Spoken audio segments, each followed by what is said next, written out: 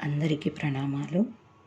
ఈరోజు శ్రీమద్ శంకర భగవత్పాదుల వారి జయంతి సందర్భంగా చిన్ని ప్రయత్నంతో వారు రచించిన అనేక గ్రంథాల్లో ఈ భజగోవిందంని కూడా చిన్ని ప్రయత్నంతో మా గురువుగారు శ్రీరంగ శ్రీనివాస్ గారు ఎంతో ఓపికగా ఎంతో మాకు నేర్పరిగా వారు అర్థంతో పాటు ఈ భజగోవిందాన్ని మాకు నేర్పించారు. చిన్ని ప్రయత్నంతో నేను కూడా దాన్ని అందరితో పంచుకోవాలని ఇలా ప్రయత్నిస్తున్నాను. ఇక భగవత్పాదుల వారి గురించి చెప్పాలి అంటే అందరికీ తెలిసిన విషయమే. కాశ్మీర్ నుండి కన్యాకుమారి వరకు కాలినడకతో అనేక సార్లు చుట్టి వచ్చి అనేక శంకర మఠాలను స్థాపించి 32 సంవత్సరాల జీవిత పరిమితిలో అనేక గ్రంథాలను రచించినారు. హిందూ మతాన్ని పునరుద్ధరించినారు. వారి అసంఖ్యాకమైన రచనలో ఈ భజగోవిందం కూడా ఒకటి. దీనినే మోహముద్గర అని 12 మంజరిక స్తోత్రం అని కూడా అంటారు. ఇది ఎలా ఏర్పడింది అంటే చిన్న కథ ద్వారా. ఒకనాడు ఆది శంకరాచార్యుల వారు శిష్యులతో కాశీపట్టణము గంగా తీరాన వెళ్తూ ఉంటే వ్యాకరణ సూత్రాలు అల్లివేస్తూ ఉన్న ఒక వృద్ధుని చూడటం తటస్థించినది.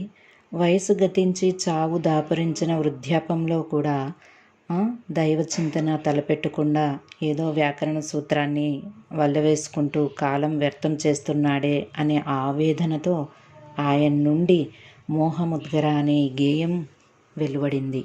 ఓ మూడుడా, గోవిందుని భజించు, భజింపబోయి గోవిందుణ్ణి.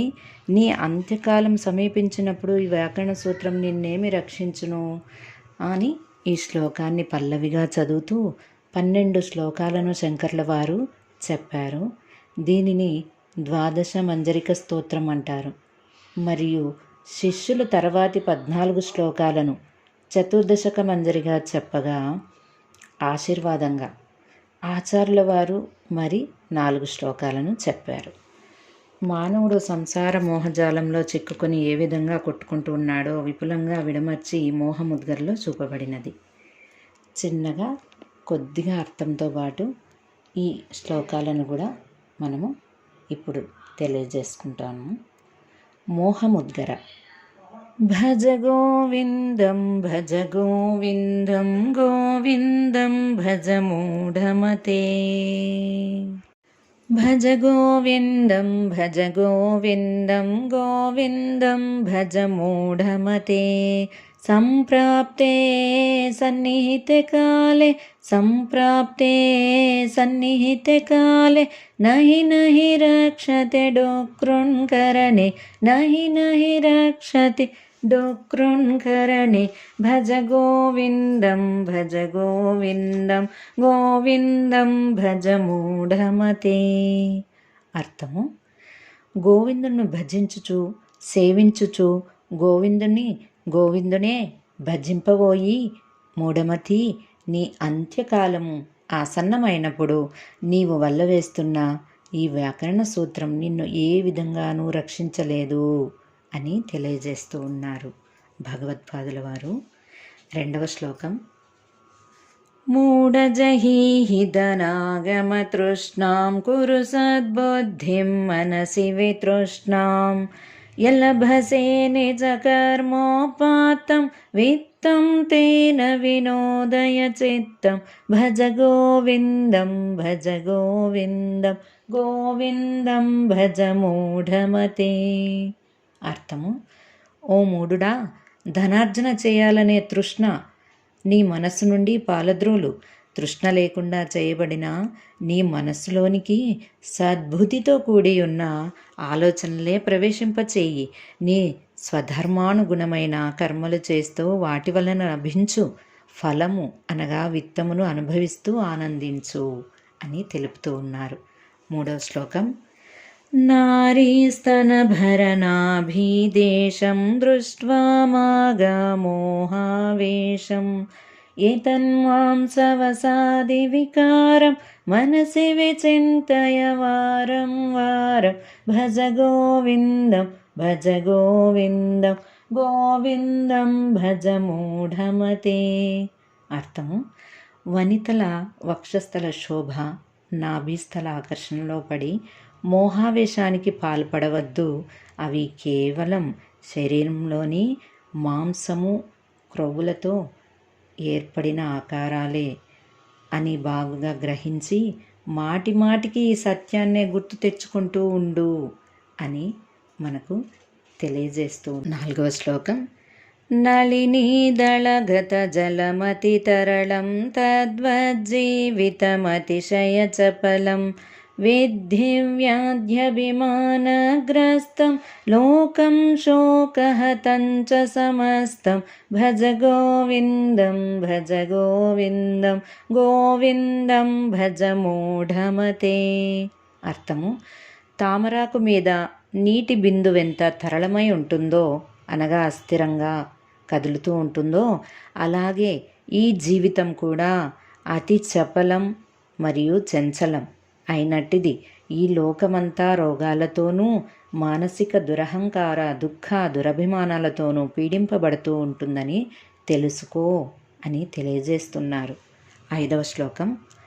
యావత్ విత్తోపార్జన శక్తః తావన్నిజ పరివారో రక్తః పశ్చాజ్జీవతి జర్జరదేహే వార్తాం కోపి న పృచ్ఛతి గేహే భజ గోవిందం భజ గోవిందం గోవిందం భజ మూఢమతే. అర్థము: నీలో ధనార్జన శక్తి ఉన్నవాళ్ళు, నీవు సంపాదిస్తున్న వాళ్ళు కూడా నీ పరివారం అంతా నీ యందు అనురాగం చూపుతారు. ఆ తర్వాత నీ దేహంలో ముసలితనం ప్రవేశించినప్పుడు నీ ఇంట్లోనే నీ క్షేమ సమాచారాలు కూడా ఎవ్వరూ అడగరు అని ఈ శ్లోకానికి అర్థం తెలియజేస్తూ ఉన్నారు. 6వ శ్లోకం. యావత్ విత్తో నివసతి దేహే తావత్ పృచ్ఛతి కుశలం గేహే గతవతి వాయౌ దేహాపాయే భార్యాభ్యభ్యతి తస్మిన్ కాయే భజ గోవిందం భజ గోవిందం గోవిందం భజ మూఢమతే. అర్థము: శరీరంలో ఊపిరి ఉన్నంత వరకే ఇంట్లో వారు నీ కుశలం గురించి అడుగుతారు. ఆ వాయువు కాస్త వెళ్ళిపోయిందో, దేహం చెడేసరికి ఆ శరీరాన్ని చూసి భార్య బిడ్డలు కానీ, భార్య చనిపోతే భర్త కానీ అందరూ కూడా భయపడిపోతూ ఉంటారు. 7వ శ్లోకం. బాలస్తావత్ క్రీడాసక్తః తరుణస్తావత్ తరుణీసక్తః వృద్ధస్తావత్ చింతాసక్తః పరమే బ్రహ్మణి కోపి న సక్తః భజ గోవిందం భజ గోవిందం గోవిందం భజ మూఢమతే. అర్థము: బాల్యంలో క్రీడలు అనగా ఆటలతో, యవ్వనంలో యువతి యువకుల ఆసక్తితో, వృద్ధాప్యంలో చింతలతోనూ కాలక్షేపం చేసేస్తాడే గాని అయ్యో ఈ పరబ్రహ్మం నందు ఎవ్వరునూ అనురక్తుడు కాదు కదా అని తెలియజేస్తూ ఉన్నారు. 8వ శ్లోకం. కాతే కాంతా కస్తే పుత్రః సంసారో యమతీవ విచిత్రః కస్య త్వం వా కుతాయాతః తత్వం చింతయ తదిహ భ్రాతః భజ గోవిందం భజ గోవిందం గోవిందం భజ మూఢమతే. అర్థము: నీ భార్య ఎవరు, నీ పుత్రుడు ఎవరు, నీ వారు ఎవరు, ఎక్కడి నుంచి వచ్చావు, ఈ సంసారం అతి విచిత్రమైనది, ఈ తత్వం గురించి నీవు ఇప్పుడే బాగుగా విచారణ చేయబోయి తమ్ముడా అని తెలియజేస్తూ ఉన్నారు. 9వ శ్లోకం. సత్సంగత్వే నిస్సంగత్వం నిస్సంగత్వే నిర్మోహత్వం నిర్మోహత్వే నిశ్చలతత్వం నిశ్చలతత్వే జీవన్ముక్తిః భజ గోవిందం భజ గోవిందం గోవిందం భజ మూఢమతే. అర్థము: సత్సంగము వలన నిస్సంగం సంగరాహిత్యం ఏర్పడుతుంది. అనగా నిస్సంగం వలన దేని యందు వ్యామోహం కలగకుండా ఉంటుంది. వ్యామోహం లేని మనస్సు నిశ్చలంగా ప్రశాంతంగా ఉంటుంది కదా. ఇలాంటి నిశ్చలతత్వమే సత్యశోధనకు కానీ అనువైన స్థితి మనకు కలగడానికి జీవన్ముక్తి సాధిస్తుంది అని తెలుపుతూ ఉన్నారు. 10వ శ్లోకం. వయసి గతే కః కామ వికారః శుష్కే నీరే కః కాసారః క్షీణే విత్తే కః పరివారో జ్ఞాతే తత్వే కః సంసారః భజ గోవిందం భజ గోవిందం గోవిందం భజ మూఢమతే. అర్థము: వయసు గతించి యవ్వనం క్షీణిస్తే ఇక కామ వికారం, తృష్ణ అంటే కోరిక ఎక్కడ ఉంటుంది? నీరు ఎండిపోతే ఇక చెరువు ఎక్కడ ఉంటుంది? సిరి సంపదలు హరించుకుపోతే ఇక ఆశ్రిత జనాలు ఎక్కడ ఉంటారు? తత్వజ్ఞానం కలిగితే ఇక సంసార వ్యామోహం ఎక్కడ ఉంటుంది అని తెలియజేస్తూ ఉన్నారు. 11వ శ్లోకం. మా కురు ధన జన యవన గర్వం హరతి నిమేషాత్ కాల సర్వం మాయామయమిదమఖిలం వోద్వ బ్రహ్మపదత్వం ప్రవిశ విదిత్వ భజ గోవిందం భజ గోవిందం గోవిందం భజ మూఢమతే. అర్థము: నీకు విశేషమైన ధనం ఉన్నది కానీ, ప్రజల మద్దతు ఉన్నది కానీ, యవ్వనం ఉన్నది కానీ గర్వించకు. వీటినన్నిటినీ కాలం ఒక్క నిమిషంలోనే హరించి వేయగలదు. ఇదంతా మాయామయం అని గుర్తించి బ్రహ్మపదాన్ని తెలుసుకో, అందులోకి ప్రవేశించు అని తెలుపుతూ ఉన్నారు. 12వ శ్లోకం. దినయౌ మిన్యౌ సాయం ప్రాతః శిశిరవసంతౌ పునరాయాతః కాలక్రీడతి గచ్చత్యాయుః తదిపనముంచంత్యాశావాయుః భజ గోవిందం భజ గోవిందం గోవిందం భజ మూఢమతే. అర్థము: రాత్రి పగళ్ళు, ఉదయం సాయం సంధ్యలు, శిశిర వసంతాది ఋతువులు క్రమం తప్పకుండా ఒకదాని ఒకటి వస్తూనే పోతూనే ఉంటుంది.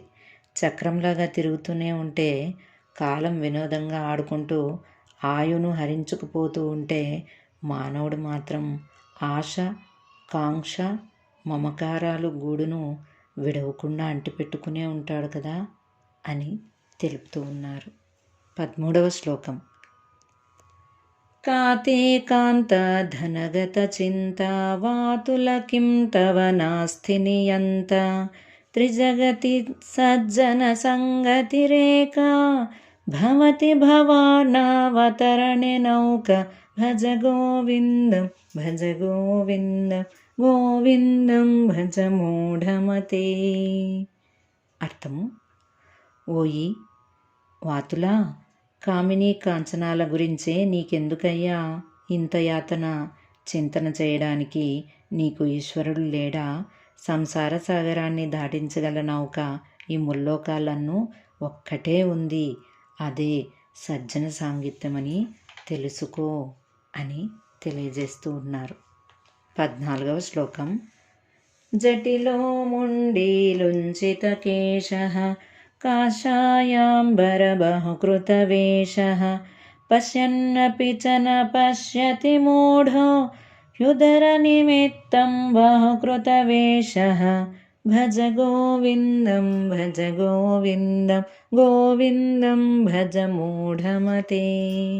అర్థము: జడలు కట్టిన జుట్టు కలవాడైనాను, గుండు గీయబడిన తలగలవాడైనాను, వెంట్రుకలను ఒక్కొక్కటిగా పీకివేయబడిన తలవాడైనాను, కాషాయ వస్త్రం ధరించిన వాడైనాను, ఇలాంటి అనేకమైన వేషాలు వేసిన వాడైనాను చూస్తూ కూడా ఏమీ చూడనట్టి మూఢుడే. ఏలనన ఈ వేషాలన్నీ కేవలం ముద్రపోషణ కోసమే వేసినవి అని తెలుసుకో అని తెలియజేస్తూ ఉన్నారు. 15వ శ్లోకం. అంగం గళితం ఫలితం ముండం దశన విహీనం జాతం తుండం వృద్ధో యాతి గృహీత్వా దండం తదిపి న ముంచంత్యాశాపిండం భజ గోవిందం భజ గోవిందం గోవిందం భజ మూఢమతే. అర్థము: శరీరం శిథిలమైపోయింది, తల నెరిసిపోయింది, దంతాలు లేని నోరు బోసిపోయింది, వృద్ధుడు కర్ర పట్టుకొని తిరుగుతాడు, అయినా అతడు తన కోరికల మాటను మూటగా విడిచిపెట్టకుండా ఉంటాడు కదా అని తెలుపుతూ ఉన్నారు. 16వ శ్లోకం. అగ్రే వహ్నిః పృష్ఠే భానుః రాత్రౌ చుబుక సమర్పిత జానుః కరతలభిక్షాస్తరుతలవాసః తదిపి న ముంచంత్యాశాపాశః భజ గోవిందం భజ గోవిందం గోవిందం భజ మూఢమతే. అర్థము: పగలు సూర్యుని వైపు వీపును ముందరకు చలిమంటను పెట్టుకొని రాత్రులందు మోకాళ్ళ గడ్డాన్ని ఆనించి ముడుచుకుంటూ భిక్షపాత్ర బదులుగా దోసిట్లోనే భిక్ష తీసుకుంటూ తింటూ చెట్టు కిందనే కాలం గడుపుతున్న వ్యక్తి కూడా ఆశాపాశాన్ని మాత్రం తొలగించుకోడు కదా అని తెలియజేస్తూ ఉన్నారు. 17వ శ్లోకం. కురుతే గంగా సాగర గమనం వ్రత పరిపాలనమథవా దానం జ్ఞానవిహీనః సర్వమతేన ముక్తిం న భజతి జన్మశతేన భజ గోవిందం భజ గోవిందం గోవిందం భజ మూఢమతే. అర్థం: గంగాసాగర సంగమానికి తీర్థయాత్రకు వెళ్తాడు, వ్రతాలు చేసి మొక్కబడులు కూడా చేస్తాడు, దాన ధర్మాలు చేస్తాడు. కానీ ఆత్మానుభూతి పొందలేని జ్ఞానహీనుడు మాత్రం ఏ సిద్ధాంతం ప్రకారమైన 100 జన్మలు గడిచినా ముక్తిని పొందలేడు అని తెలియజేస్తూ ఉన్నారు. 18వ శ్లోకం. సురమందిర తరుమూల నివాసః శయ్యాభూతలమజినం వాసః సర్వపరిగ్రహ భోగత్యాగః కస్య సుఖం న కరోతి విరాగః భజ గోవిందం భజ గోవిందం గోవిందం భజ మూఢమతే. అర్థం తెలుసుకుందామా? దేవాలయంలో ఏదో ఒక చెట్టు కింద నివసిస్తూ కటిల నేల మీద శయనిస్తూ జింక చర్మాన్ని ధరిస్తూ దేనినైనా స్వీకరించాలి, అనుభవించాలి అనే ఉద్దేశాన్ని తోసిపుచ్చుతూ ఉండే వ్యక్తికి వైరాగ్యం, అమరిపతానందం అనగా అపరిమితమైనది కూడా దాన్ని ఇవ్వకుండా ఉంటుందా ఆ ఆనందాన్ని అని తెలియజేస్తూ ఉన్నారు. 19వ శ్లోకం. యోగరతో వా భోగరతో వా సంగరతో వా సంగవిహీనః యస్య బ్రహ్మణి రమతే చిత్తం నందతి నందతి నందత్యేవ భజ గోవిందం భజ గోవిందం గోవిందం భజ మూఢమతే. అర్థం తెలియజేసుకుందాం. బ్రహ్మమందు రమించు బ్రహ్మజ్ఞాని యొక్క ఆనందమే ఆనందం. అతడు యోగా వ్యాసరతుడైన, భోగాలను అనుభవించువాడైన, విషయ వస్తువు జన సమూహాలు అందు ఆసక్తుడై ఉన్న వాటి అందటి ఆసక్తి లేని ఏకాంతవాసి అయిన అతని చిత్తం ఎల్లప్పుడూ బ్రహ్మమునందే రమిస్తూ ఉంటుంది. అతడు బ్రహ్మానందంలోనే తేలియాడుతూ ఉంటాడని తెలుసుకో అని తెలుపుతూ ఉన్నారు. 20వ శ్లోకం. భగవద్గీత కించితదీత గంగాజలలవకణికా పీత సకృదపి ఏన మురారి సమర్చ క్రియతే తస్య యమేన న చర్చ భజ గోవిందం భజ గోవిందం గోవిందం భజ మూఢమతే. అర్థం తెలుసుకుందామా? ఎవడైతే భగవద్గీతను కొంచెమైనా అధ్యయనం చేస్తాడో, గంగా జలాన్ని కొంచెమైనా ఆచమనం చేస్తాడో, ఆ శ్రీహరిని ఒక్కసారైనా అర్చన చేస్తాడో అతని గురించి యముడేం పట్టించుకోడంట. అతనికి జనన మరణ భయాలు ఉండవు అని తెలియజేస్తూ ఉన్నారు ఈ శ్లోకం ద్వారా. 21వ శ్లోకం. పునరపి జననం పునరపి మరణం పునరపి జననీ జఠరే శయనం ఇహ సంసారే బహుదుస్తారే కృపయా పారే పాహి మురారే భజ గోవిందం గోవిందం భజ మూఢమతే. అర్థం తెలుసుకున్నాము. మళ్ళీ జననం, మళ్ళీ మరణం, మళ్ళీ మాతృగర్భంలో పడి ఉండటం, ఈ సంసార చక్ర భ్రమణం తప్పించుకోలేనంత దుస్తరమైనది. ఓ మురారి, అపార కృపతో నన్ను ఈ సంసారం నుండి రక్షించు ప్రభూ అని అడుగుచూ ఉన్నాడనమాట. ఈ శ్లోకానికి అర్థం 22వ శ్లోకం.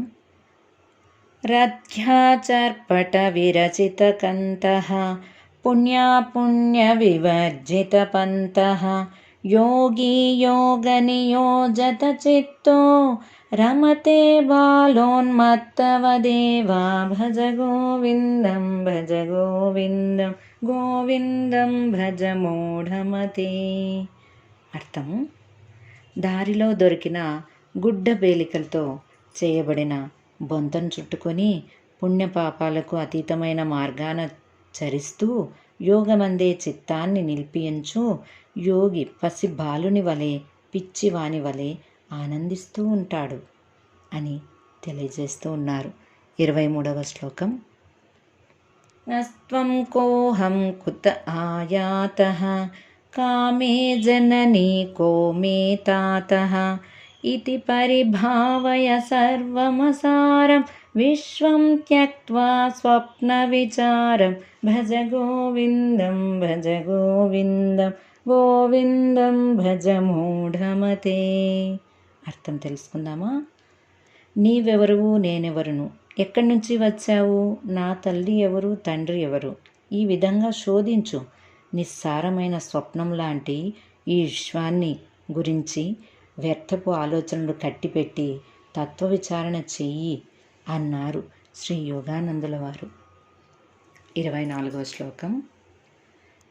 త్వయి మయి చాన్యత్రైకో విష్ణుః వ్యర్థం కోప్యసి మయ్య సహిష్ణుః భవ సమచిత్తః సర్వత్ర త్వం వాంఛస్య చిరాద్యది విష్ణుత్వం భజ గోవిందం భజ మూఢమతే. అర్థం తెలుసుకుందామా. నీలోనూ నాలోనూ ఇతరులందరిలో అంతటా వ్యాపించున్నది ఆ విష్ణువు మాత్రమే. ఈ పరమసత్యాన్ని అవగాహన చేసుకోలేని నీవు పదే పదే చెప్పబడుతూ ఉన్న ఈ విషయం గురించి వినే ఓపిక లేని నీవు అనవసరంగా చిరాకు పడుతూ ఉన్నట్లు కానీ ఇది ఏమాత్రం సత్యం, ఇదే సత్యము. నీవు విష్ణు పదాన్ని త్వరగా పొందదలుచుకుంటే అన్ని పరిస్థితులందు సమచిత్తత్వాన్ని కలిగి ఉండాలి అని తెలుపబడుతూ ఉన్నది. 25వ శ్లోకం. శత్రౌ మిత్రే పుత్రే బంధౌ మా కురు యత్నం విగ్రహ సందౌ సర్వస్మిన్నపి పశ్చాత్మానాం సర్వత్రోత సృజ భేదాజ్ఞానం భజ గోవిందం భజ మూఢమతే. అర్థము. శత్రువుల్లోనైనా కూడా, మిత్రుల్లోనైనా కూడా, పుత్రుల్లోనైనా కూడా, బంధువులతోనైనా కూడా, ఎవరితోనైనా విరోధించడం, సంధి చేసుకోవడం లాంటి ప్రయత్నాలు చేయకు. అందరి యందు అంతటా ఆత్మనే దర్శిస్తూ ఆ జ్ఞానం వలన ఆ కలిగిన భేదభావాన్ని ఎక్కడా లేకుండా దాన్ని తొలగించి వేసుకో అని తెలియజేస్తూ ఉన్నారు. 26వ శ్లోకం. కామం క్రోధం లోభం మోహం త్యక్త్వాత్మానం పశ్యతి సోహం ఆత్మజ్ఞాన విహీనా మూఢాః తే పశ్యంత్యేన కరనిగూఢాః భజ గోవిందం భజ గోవిందం గోవిందం భజ మూఢమతే. అర్థం తెలుసుకుందామా? కామం అనగా కోరిక, క్రోధం, లోభం, మోహం వీటిని విడిచిపెట్టేసే సాధకుడు తన యందే ఆత్మను సోహం, అతడే నేను అనే దర్శించగలడు. ఆత్మజ్ఞానం పొందని మూఢులు నిగూఢమైన నరకంలో చిత్రహింసలకు లోనవుతారు అని తెలియజేస్తూ ఉన్నారు. 27వ శ్లోకం.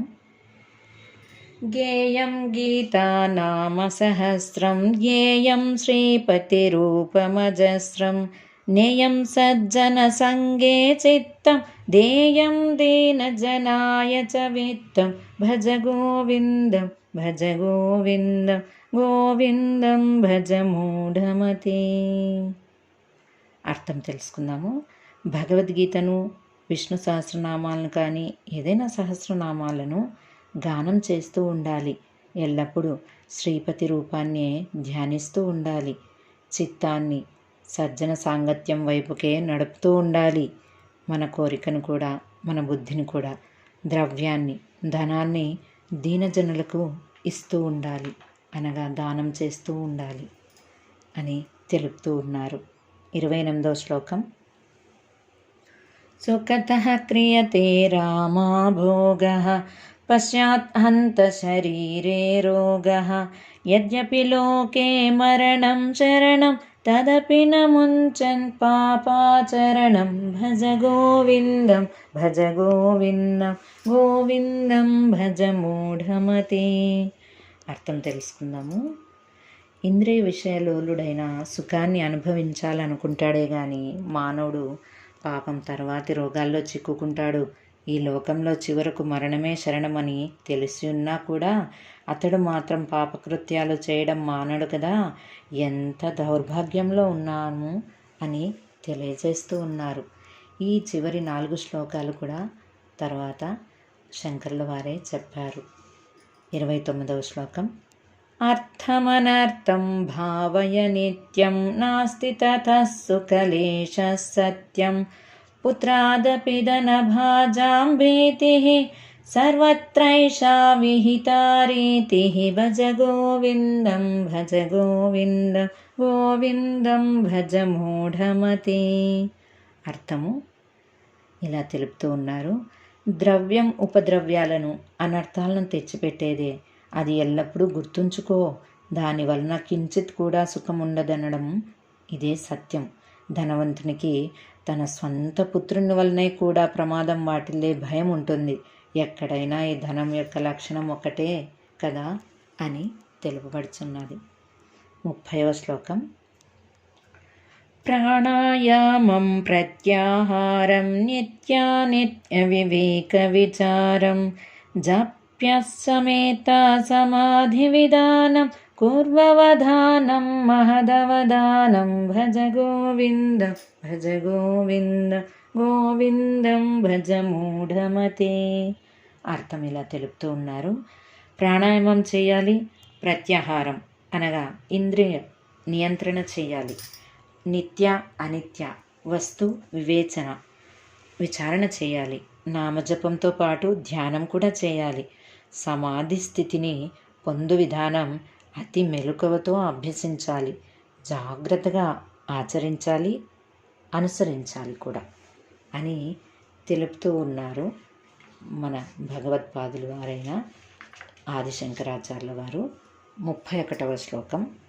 గురుచరణాంబుజ నిర్భర భక్తః సంసారాదచిరాద్భవముక్తః సేంద్రియమానస నియమాదేవం ద్రక్ష్యసి నిజయ హృదయస్థం దేవం భజ గోవిందం భజ గోవిందం గోవిందం భజ మూఢమతే. అర్థం ఇలా తెలుపుతూ ఉన్నారు. గురుచరణ కమలములందు మిక్కిలి భక్తి గల ఓ సాధకుడా, ఈ సంసార బంధనముల నుండి శీఘ్రముగానే ముక్తి పొందదువుగాక.